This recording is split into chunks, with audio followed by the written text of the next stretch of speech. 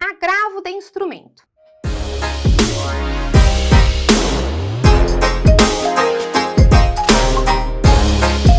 O agravo de instrumento no processo do trabalho, ele tem uma peculiaridade muito específica e diferente lá do processo civil. Justamente porque o agravo de instrumento lá no processo civil, ele pode ser utilizado como um meio para impugnar decisões interlocutórias. Aqui no processo do trabalho, não. No processo do trabalho, a finalidade do agravo de instrumento, ela é diferente. Priscila, mas qual que é a finalidade do agravo de instrumento? Bom, o agravo de instrumento tem como finalidade, no prazo de 8 dias, atacar uma decisão denegatória de seguimento a um recurso. Ou seja, quando o recurso não for recebido, não é?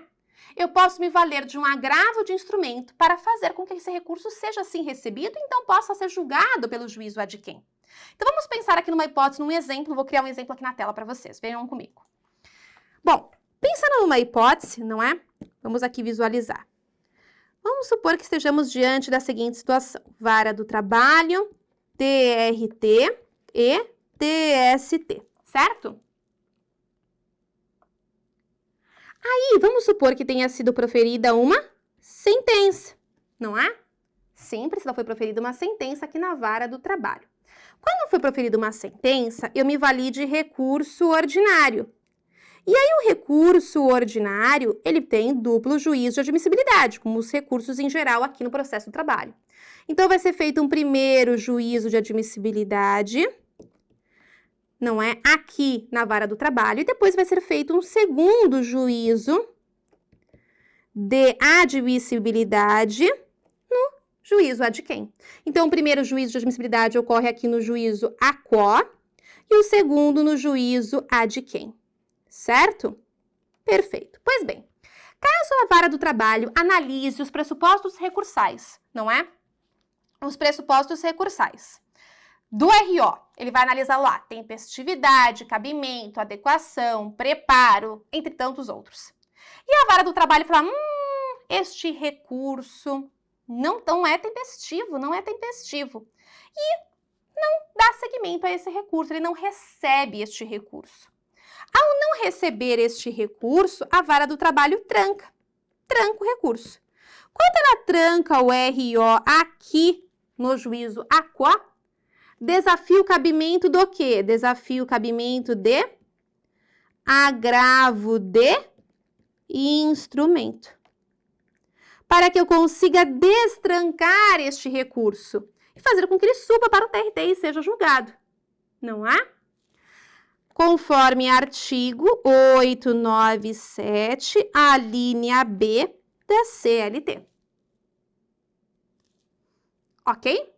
Portanto, pessoal, quando trancar no juízo a quo, por ausência de um pressuposto recursal, e esse pressuposto recursal pode ser o pressuposto recursal intrínseco ou extrínseco, nesta situação caberá agravo de instrumento.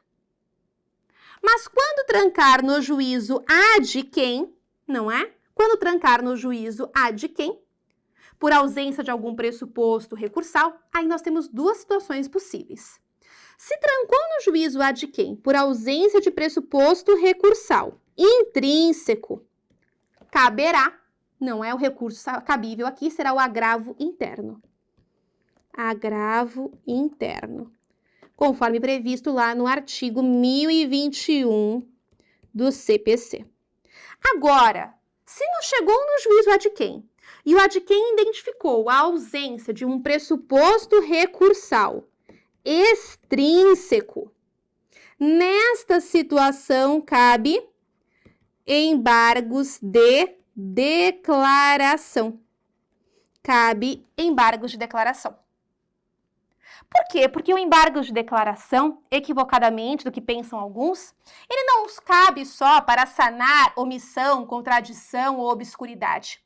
O embargo de declaração ele pode ser utilizado quando o juízo ad quem não conhecer do recurso, por ausência de pressupostos extrínsecos.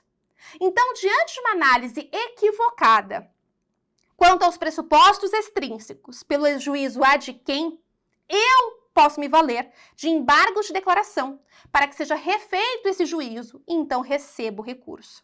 Então, veja, quando trancar no juízo a quo, sempre, não importa se é pressuposto recursal intrínseco ou extrínseco, caberá agravo de instrumento. Quando trancar no juízo ad quem, se for por ausência de pressuposto intrínseco, agravo interno. Se for por ausência de pressuposto extrínseco, embargo de declaração. Porque, como eu disse aqui, eu reitero, o embargo de declaração, ele não é utilizado tão somente para sanar omissão, contradição e obscuridade, mas sim também diante de um manifesto equívoco na análise dos pressupostos extrínsecos de admissibilidade. É o que está lá previsto no artigo 897-A da CLT. O artigo 897-A da CLT fala exatamente isso. Portanto, o agravo de instrumento para nós aqui no processo do trabalho será utilizado quando estivermos diante do não recebimento do recurso pelo juízo a quo, pela ausência de pressuposto recursal intrínseco ou extrínseco. E aí eu vou poder me valer do agravo de instrumento para fazer com que esse recurso seja então recebido e remetido ao juízo ad quem para então ser julgado. Artigo 897, a linha B da CLT. Tome nota, é um recurso muito importante.